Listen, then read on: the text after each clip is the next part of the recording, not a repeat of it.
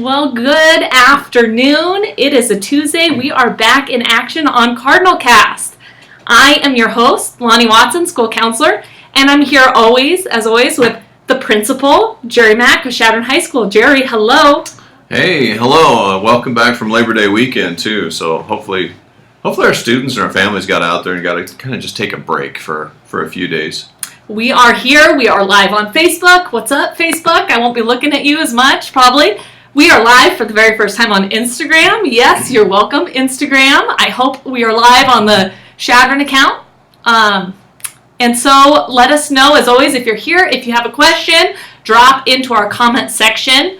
We are talking about homework today, Mr. Mack. We are. Now that we're a couple weeks into the school year, I think this is the topic that's... It's time. If it hasn't showed up yet in your office, because it hasn't come to mind quite yet, but if it hasn't showed up in your office, it's coming.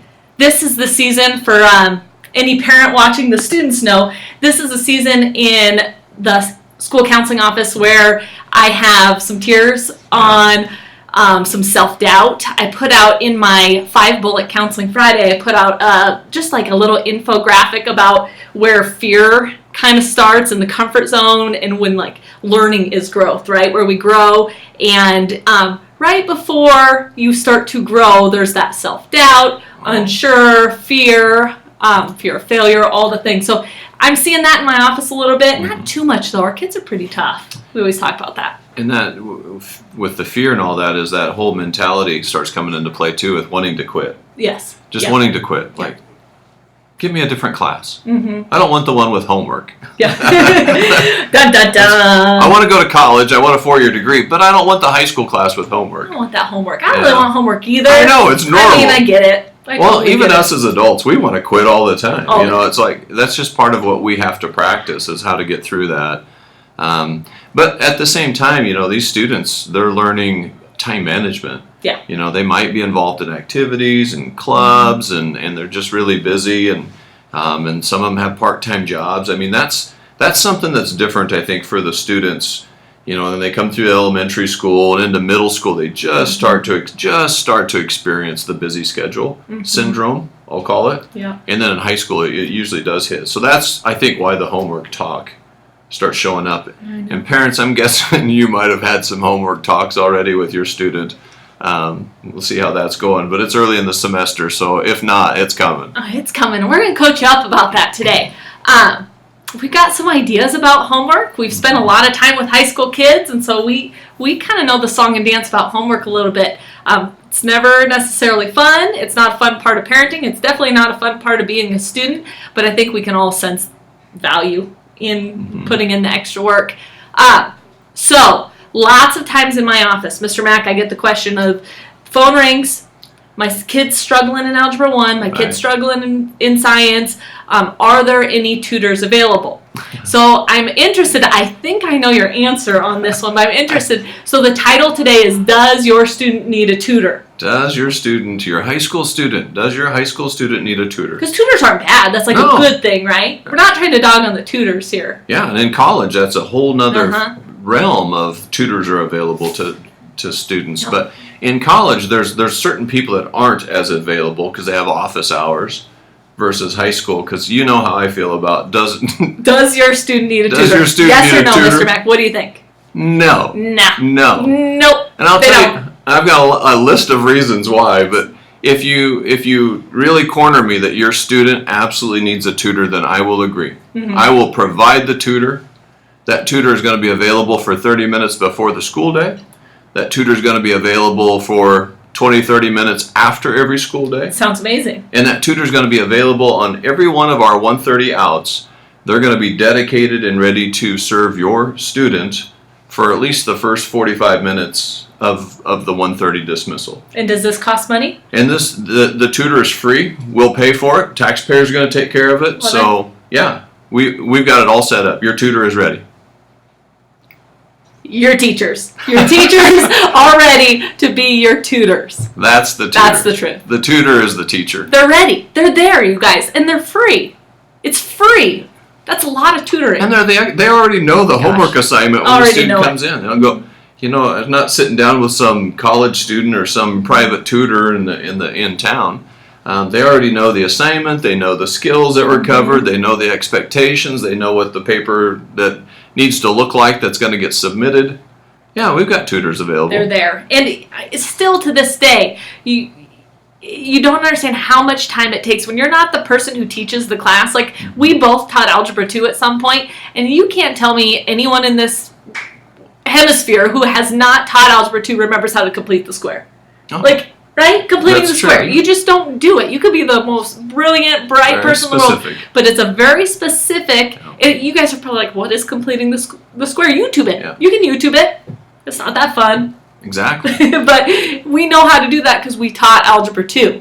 I can't imagine how much time a parent would have to put into learning how to complete the Right. square to help a kid with Right. that, right? That'd be hard.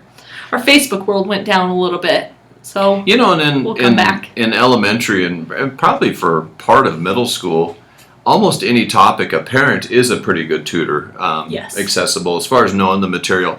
It just slowly, in high school, if it didn't already start in middle school, you get into some areas like completing the square would be just an example, but there's science and these different, whether it's the English composition and writing essays, the expectations the teacher have that the parent or whoever is assisting, whether that is some private tutor, just wouldn't know those expectations. I heard the word stoichiometry the other day come out of a student's mouth, and I think a bead of sweat dripped down my face. I was like, please don't ask me for help. I don't know what stoichiometry means, but it sounds intimidating. But that's the point. I mean, we're educated, and if students come and ask us some questions, specific questions over their homework, we might not know either. We're going to send them back to the source. I'm going to get back on live on Facebook here.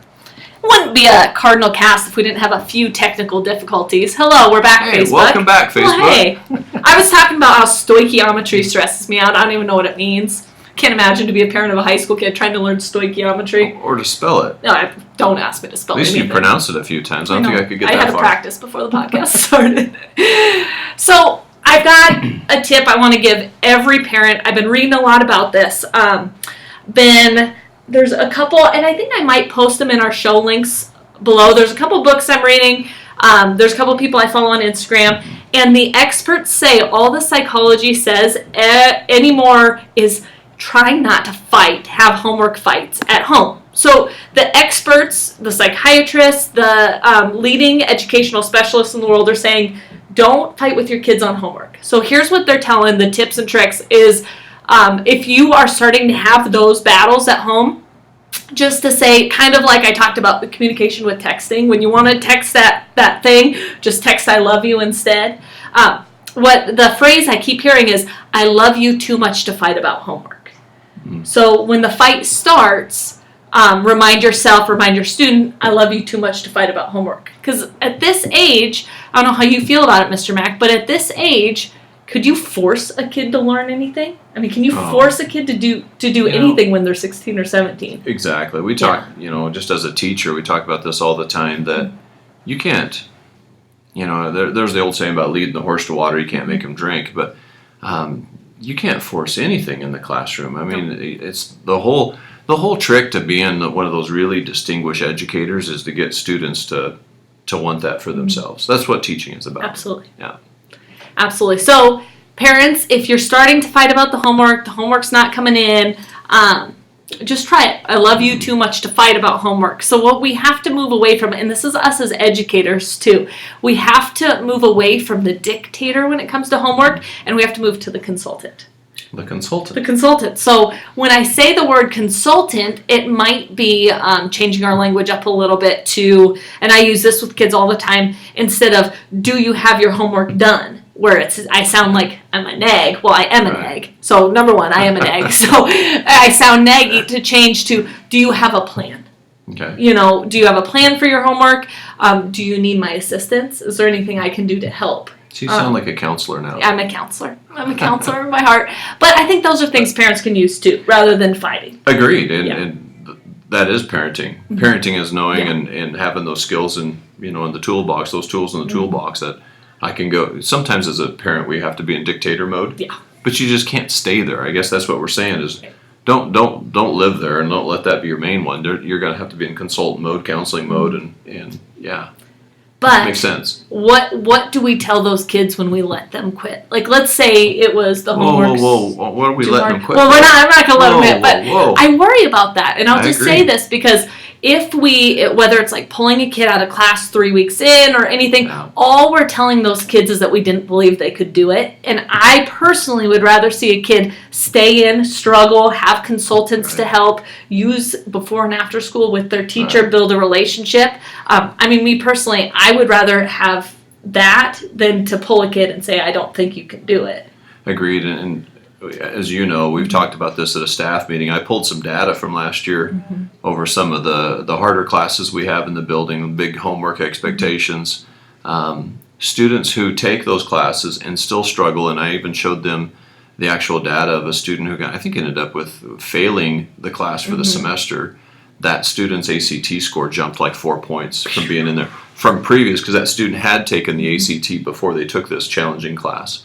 And there's an example where if that student had been pulled out or thought it was about that GPA at the time or that whatever it was, because the student really didn't need that class for the transcript. It was just an advanced class they were taking to challenge themselves. And the student kind of wanted to quit, and we kind of through some coaching, the student stuck with it. But there are benefits of staying in it versus quitting. And what we see over and over is, I'm just one of those, I just believe in consistency. And if my kid quits me one time, it's just so much more predictive that student's going to want to quit a second time, a third time, a fourth time, and now I've got a problem. And it might be really little things, but that's why as soon as you kind of mention the word quitting, and I'm joking with you and laughing about it, because that's like, whoa. I would never, ever allow that to happen, even the first time if I had some say. Now, it'd be, because the kid's not getting hurt. You're right. Yeah, the kid is safe. Right, the kid is safe. All these things that you really go through a checklist of what we're quitting this for. And it really boils down to, because it's challenging, it takes a little extra time. Yeah. And that's just not a valid reason to start this mindset of quitting. And we have used the word mindset on every one of these podcasts. Well, it's important. Yeah. And I get here, I drop my kid off daycare, I get here about 7:30. I see a lot of kids in our building before I'm here. I don't always see a lot of kids in our building in teachers' rooms. Now, I'll tell you who I do see. It's some of our top students. I was going to say upperclassmen. Yeah, the upperclassmen. It's seniors, because 4 years in, they get it. They're like, I could stay up, and I hear all this all the time, and I want to just tell parents of the world, your students are buffaloing you if they need a 3-hour study group at night for any of our classes, because there's a lot of not studying going on there. Right. But our seniors have figured it out that 15 minutes with their teacher equates maybe an hour by themselves. Absolutely. Yeah. We've said that over and over, that 5 to 10 minutes after school with the teacher, the one who knows the expectations, knows the material, knows the assignment. 5 to 10 minutes with the teacher is probably 45-50 minutes worth of a student struggling at home or trying to do it themselves or Googling answers. But we're reluctant sometimes, and our students are reluctant because parents are safer at home to vent to. You see a lot more venting at home than we see here because you're the safe space, which is good. That's healthy. So it's easier there than it is to come in, and we have to just get over that. And this is why seniors are so good at it, because they're not scared of looking dumb. They realize at this point, asking questions doesn't make you look dumb or that you don't understand material. It makes you look competent and mature. Right. To ask questions. And speaking of the students that we see in the teachers' classrooms in the morning are typically upperclassmen, and they're also typically involved in activities. They are. Yep. Because they understand, they've had to learn, let's put it that way. They maybe now understand that for them, time management, they have practice after school. They've got to get to practice. Maybe they have a one-act or the musical where we have practices into the evening. Those students have learned how to use their time, and they know their time is well spent getting into the teacher's room in the morning before school, getting that help. Again, 5 or 10 minutes with the actual teacher, especially in the morning, it's smaller settings. You can get so much more done. So I'm glad you said that about in the morning, because I think there's something really special about the mornings, and I don't have the answer to why, but for whatever reason, your attitude and a student's attitude, and even if they're sleepy, like teenagers are sleepy in the morning, we get that, but like there's something about the beginning of that day to go in and get some help. I feel like at the end of the day, you're kind of tired. Mm-hmm. You know, it's That's just like this whole working at homework at 8 p.m. I'd rather get up, get there a little early. Everyone's fresh. The teacher's fresh. The student's fresh. I think there's something special about mornings. I agree. But it's also the one I think it has the hardest barrier to get through. Mm-hmm. You know, it's just like starting your day. You know, getting out of bed is the hardest thing we do every day. Mm-hmm. So I think it's the one that is the hardest barrier. Like to work out, it's easier for me. You know, I'll wait and do it when I get home, and I'll take the dog for a walk or a jog or something. Versus in the morning, it takes a little more to break through it. But once you break through it, I think you're fine. And coming in for help, coming into school early. Our building is actually unlocked at 6 in the morning because we have staff here at 6. So don't come to see me at 6 in the morning. Right, so Mrs. Watson ain't in her office at 6 a.m. Mr. Pope will be out. Yeah, here, he'll be. you know. Mr. Mack and Mr. Pope will be here. Oh, I'll drag in sometime after that. But I'll get to work. You know, this morning it was after 6:30 when I come in, and there's students in our commons area sitting. They might be on their Chromebooks. They might be paper pencil doing some work. And a lot of times they'll come up and ask, like, "Hey, is Mr. So-and-so here?" Mm-hmm. You know, they're ready to get some help. So I would just tie in, if you want to come in the morning, man, let your teacher know. These teachers will show up early for students if they know. Yeah. You know, and they're here before the contract time anyway. Yeah. Simply let them know. They'd show up at 7, I think, to help. And I think that goes for even our shop classes. I know, you know, Mr. Butler and Mr. Cogdell, they come in the mornings occasionally throughout the semester when they know students need some extra help. I just break through that wall, break through that ceiling to get yourself in here, get to see a teacher in the morning, and you'll see that comfort that it becomes that, you know, and I just think you can get a lot done. I do too. Yeah. I think this point in the semester is still early. We're still kind of in honeymoon phases with classes, but we will reach a point, if it hasn't happened to any of the students watching this yet, or you will reach a point that if your teachers are really doing their job and they're really, really pushing you, you will reach that point of uncomfort because you have to get there to hit growth. Right. So if we're not there yet with the homework, and we say we could be talking about anything, we're specifically talking about homework because we know that's one of the hardest things to balance. But my whole goal this year is how we can flip it to a positive. And when you talk about how busy kids are, it stresses me out a little bit because I know what they're bouncing to. But really, if we flip it positive of what a great opportunity in life where the risks are minimal because we have this huge safety net to try to learn some time management. And I tell you what, if you fail a test, you're not a failure in life. You know, if you got yourself a little bit too busy, if you had a little bit... Yeah, we know. Yeah, no Facebook. Facebook, you're not working. Yeah. Sorry. Can't fix it. We tried to fix it. But anyway, what a positive experience to go through. Like, hey, I was 17 and I got myself way too freaking busy that I couldn't pass my whatever test. And so guess what I had to do? I had to find some balance to what was important. And and my goal with these, with the podcast is that we can kind of hear about mindset. We can kind of hear about this attitude. You said something just a little bit ago, and you talked about how it's kind of challenging or it's hard, but we can accomplish it. We can do hard things. That's a line you use a lot. It's hard, and your response is usually, but we can do hard things. You bet. I'm just curious, what positive rewards in life come to us without challenges, without it hurting, without it being difficult? And I say that because I mentioned like working out. Like exercise. I'm sorry, that hurts. My muscles get sore. I don't like it. Yeah, I mean, even our body benefits after doing something strenuous and hard. Learning and growth and those things that you were talking about. It seems like in life that almost always follows something challenging, something that wasn't. In other words, it's not supposed to be easy. And I said this before. I had a parent catch me at the volleyball game the other night and said, I like what you said on that podcast where you said there are no good times, bad times, there are just times. And I like that too. Yeah. Over and over, I think that is a mindset in itself, that we need to accept that.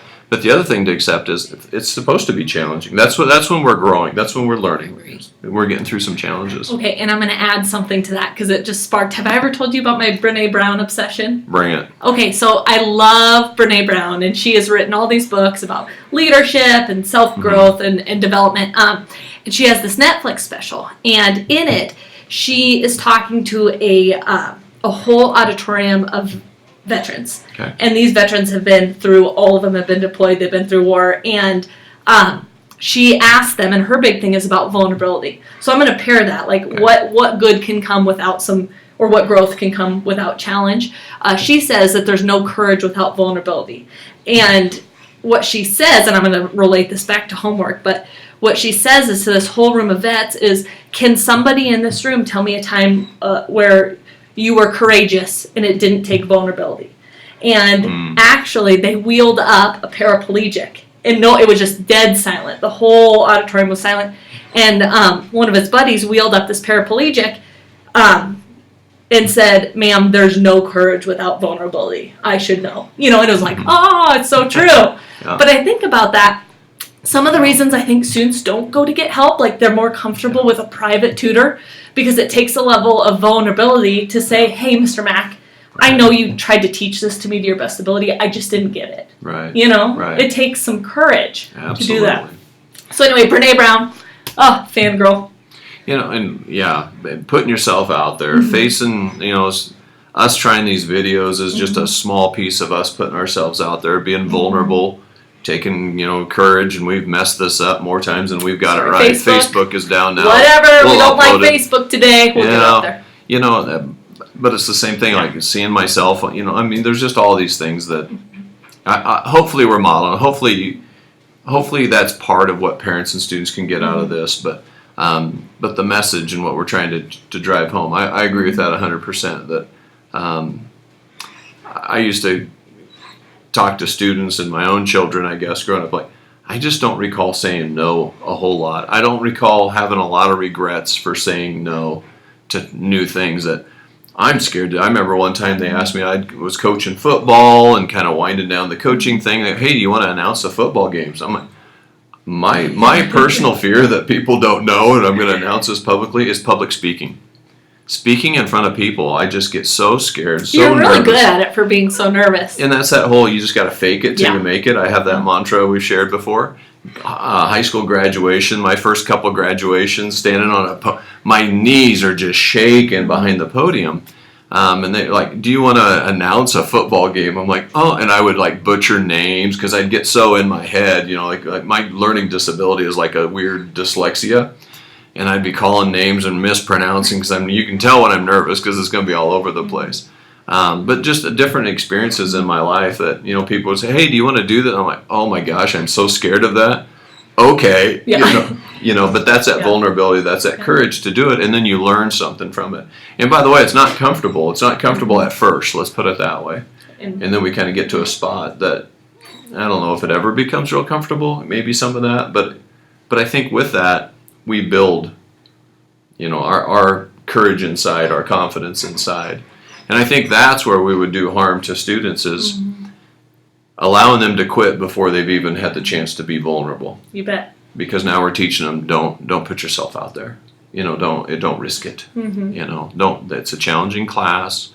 It's going to be hard. Don't risk it. And now we're going against what we're hoping, which is to teach them that it is okay to put yourself out there, take risks. Back to the homework, public high school's free.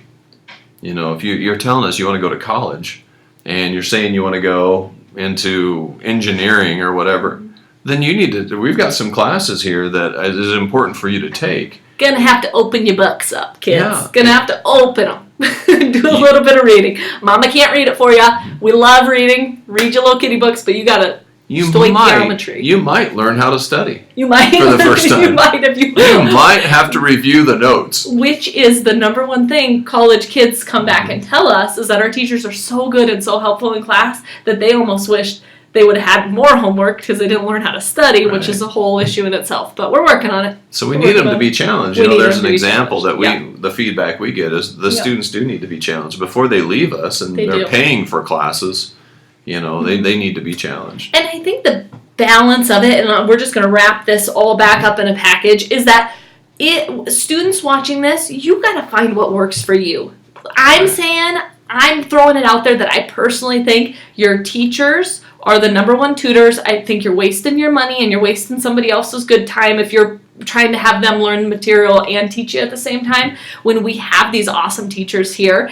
I think 7:30 in the morning is about one of the best times that you could ever use, but each family is different. You got to find your balance. I'm always amazed how we can figure out how to YouTube change our dishwasher out, but then I have students come and it's like, I didn't have any idea how to do this math problem, and I'm just like, you can YouTube figure out how to change the motor in your dirt bike, but it's just because it's not I can't or it's impossible to find. It's you do it for me, get me out of this. Yeah, exactly. exactly. It's easier for me to come with this, and that's fine. If that's what works for you guys, use that route. Don't YouTube it. Come use your teachers. But when we get into this, I think I need a tutor to sit down with me and take their time. My question is that's why I say hint probably not, is, well, what have you done first? Where have you got vulnerable, put yourself out there, tried for some things, so. And obviously we're a little bit tongue-in-cheek, but we have had some parents successfully, they'll pay for a tutor to help with their student. I just don't know how much of that's needed in high school, I guess. But there's been some parents that we stay out of it because if you're coming to me, I'm going to tell you I have the tutors for you. But sometimes parents will go a step further and I think successfully have had tutors. Sometimes it's someone they know, a college student needs a little money that knows the material. By all means, that's fine. I just don't know how necessary it is, but there has been some success with it. But we leave that to parents. And by the way, right now, and this is kind of interesting, I don't know if you've taken a look at this, but if you Google your hometown or like our town, Chadron, tutoring, all of this websites pop up where you pay your money and they find tutors for you in your town. I'm like, oh, seriously? Oh yeah, that's crazy. I'm sure it's a very lucrative field. So the bottom line for us, if you're asking us for some help, we certainly have the assistance for you, and it'll be classroom teachers, and some of our teachers are coaching and busy with the activities or clubs after school, and that's why morning is an option. But the 1:30 outs that we do have roughly every other week, I never allow for a staff meeting or any meetings to exist before 2:15. That way the first 45 minutes of that is available for students. And in fact, our staff know that if they're working with students, they don't need to come to my staff meeting. I will take the notes and agenda to them later. So we really try to pack a lot in there. Now, we might have a group of coaches that are on the road for that 1:30 out, so it doesn't work all the time. And again, that's where the fallback to the mornings comes. Kids first. We're always kids first. We're basically telling you, don't pay for a tutor. This is what we're telling you guys today. Don't pay for a tutor. Save your money. Use us. Email us. Have your kids come. Get vulnerable with us. The more we know, the better, and we're here to help. We're kids first, man. We want to work with kids. We love working. I've never met a teacher who didn't love working more one-on-one with a kid than in a large group setting. So we're saying free tutoring. Free tutoring. Take advantage of it. And put the responsibility back where it belongs. These are teenagers. Put it back to the kid. Yep. Tell them, well, geez, it's funny. I just saw and spoke with Mr. Mack and Mrs. Watson, and they said that you could go in the morning. Well, fancy that. There you go. All right. Now Instagram's poor connection, so that must mean we need to wrap it up. We'll get this uploaded. Hey, by the way, we got another place where you can find our information. I'm so excited. This is excited. Huge. We're on iTunes, guys. Yeah. Who would ever thought? We are on iTunes. And here's the beautiful thing about iTunes. You don't have to take your time watching us, because I'm not even half convinced that this ugly mug needs to be on video, so just listen.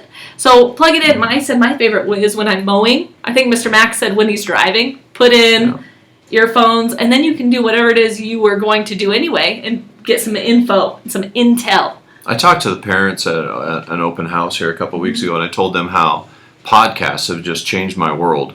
I mean, I can learn things that I'm interested in by whether I'm out on a tractor, whether Yep. I'm out mowing, whether I'm traveling somewhere. You know, we're in western Nebraska. Everything's like 3 hours away. I start my day. Podcast goes on, and so now, and it's kind of, I don't know. There's something kind of special when you Yeah. look at iTunes and there's Chadron Cardinal Cast, and we're on Spotify as well. So you can get the audio versions. What's nice about that, if you're out on a jog or on a run, you don't want this YouTube version because every time you close your phone, it's going to shut the audio off. So hit us on iTunes, Spotify, and you can at least listen to the audio version of this while you're out doing your thing. Yeah, hit subscribe so it comes into your feed automatically in case you miss a live. Give us some feedback. Give us some feedback. Email us with topics you'd want us to talk about. We can get off track very easily. So bring us back on track, and we are here to talk about every Monday at noon, and today's Tuesday because I forgot it was Labor Day. So every Monday at noon, we will be here live, and then the iTunes and the Spotify will kick out just after that. I got nothing else. Are we good? I was waiting for you at noon yesterday. I wondered where you were. Yeah, It was Monday. I was probably napping. Let's Okay. be honest. That was my laboring, needed some nap. There we go. All right. Thanks for joining us. Thanks for joining. See you Monday.